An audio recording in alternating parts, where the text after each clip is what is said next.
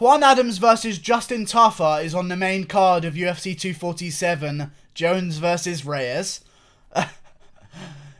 One of them's 5-2, and the other one's 3-1, and they're on the main card of a pay-per-view that idiots have to pay for.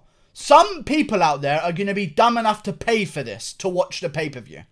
And they are paying for 1/5 of what they're paying for is a fight between two unranked heavyweights in Juan Adams, who's 5-2, and Justin Tafa, who's 3-1.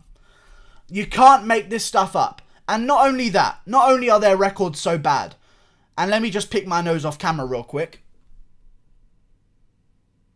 but when you look at how they got to the pay-per-view that they're starring on right now in the feature fights, you may be thinking, oh, they're 3-1, but they're on a 3-fight KO streak, correct?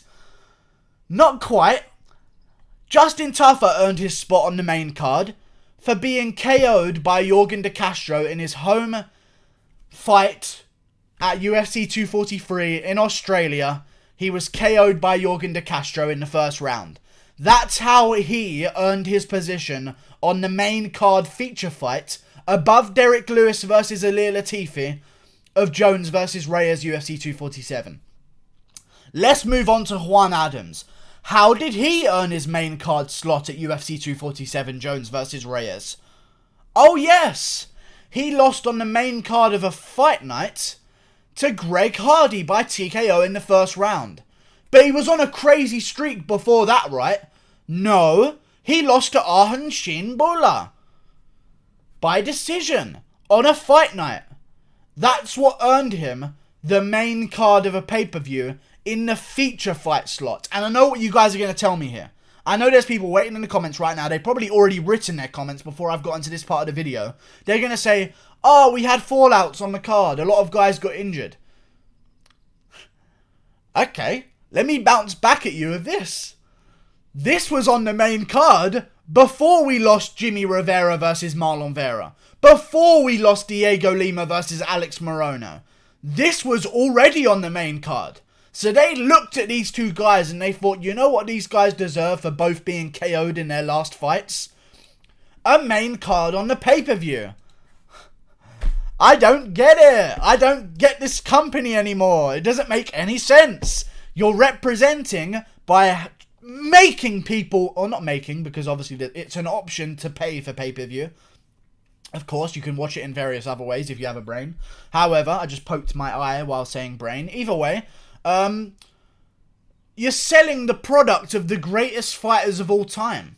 Okay, you're selling that product. You've got the most dominant women's champion right now, Valentina Shevchenko, of her own division. Obviously, you've got Amanda Nunes as well, but you've got a dominant female flyweight champion, the best flyweight in the world, and maybe of all time, because it hasn't been around that long, let's be real.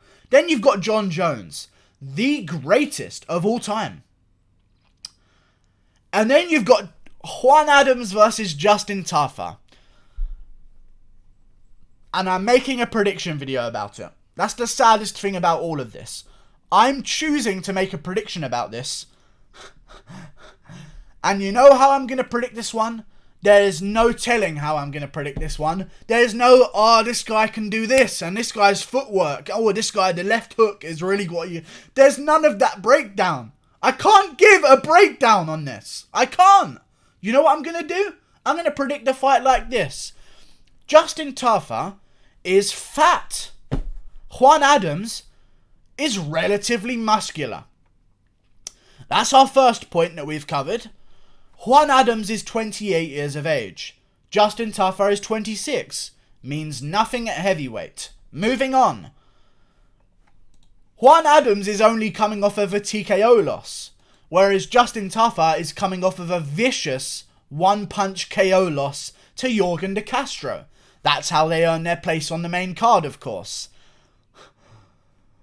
Justin Tafa beat Jeremy Joyner, who is 4-3 at XFC, there you go. And he also beat Dylan Tialegia as well, who's 0-1, whose only fight is to Justin Tafa, which he lost by TKO. Then we move on to Juan Adams. Who does he have a win over? Surely some amazing fighters like Dwight Gibson, of course. Ah, yes, Dwight Gibson. Of course, the 7-9 fighter. Ah, yes, he trains at Agogi Martial Arts. Of course. Yes.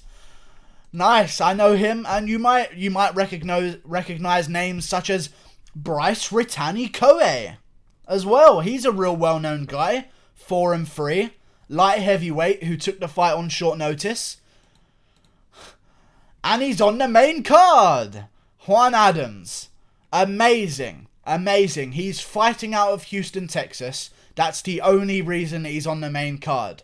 I'm going to get back to my points. We've got that Juan Adams is way more athletic. We've got that 1 point. Then I'm going to tell you that Juan Adams is 6'5", which is giant. And Justin Tafa is 6 feet tall. Justin Tafa does not weigh nearly the same as Juan Adams. They are completely different weight classes almost. Then I'll get to the point about Juan Adams has a 14 or 15 centimeter reach advantage over Justin Tafa. We're then going to discuss... I don't know what to fucking discuss. They're both shit. They both strung together some wins against complete fucking cans. The UFC has taken them in because they have no heavyweight prospects right now. Because Greg Hardy just lost to Alexander Volkov. So we're out of heavyweight prospects. Because if Rosenstruik fails, what do we got? If Rosenstruik fails, what do we have at heavyweight? Obviously there are some names. But in the grand scheme of things, the heavyweight division isn't quite like the featherweight division. So we're taking in any scraps that we can get in terms of heavyweights. And Juan Adams is going to win by first round KO. I reckon he's a bigger man. It means nothing, but he's a huge guy.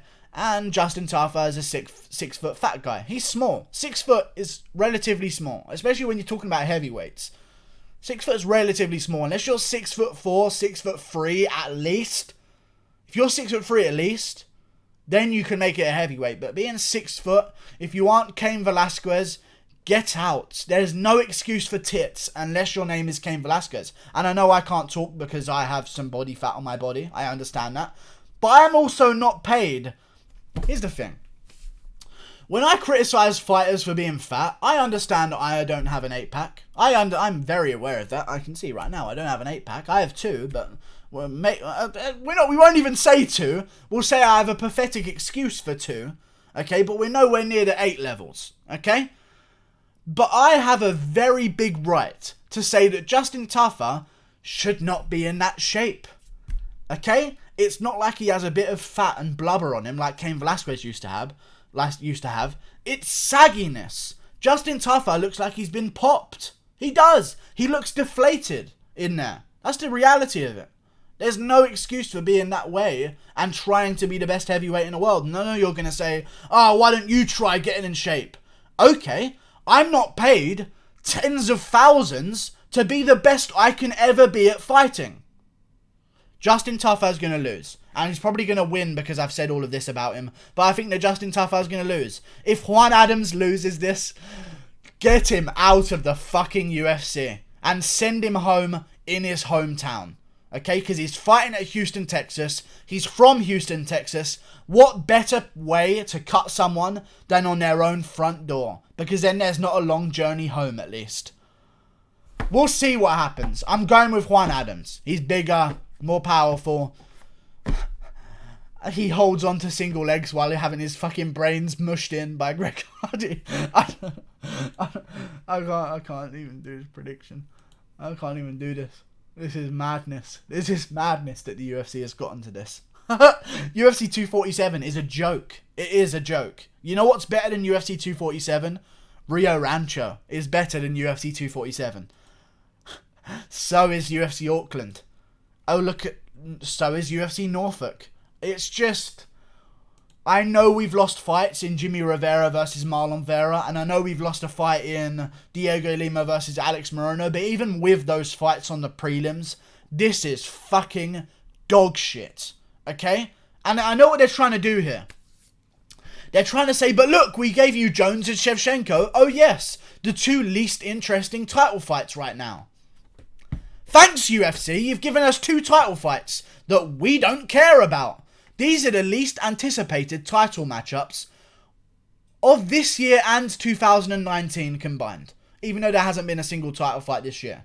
2019 included the worst 2 title fights of all time in 2019. So not of all time, just in 2019.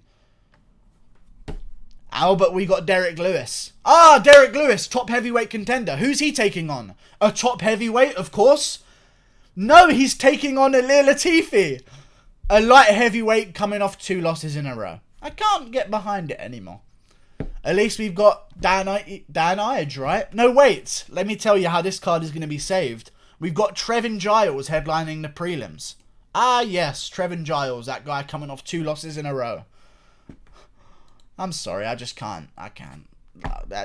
Juan Adams will probably win. Like and subscribe. Click that button there.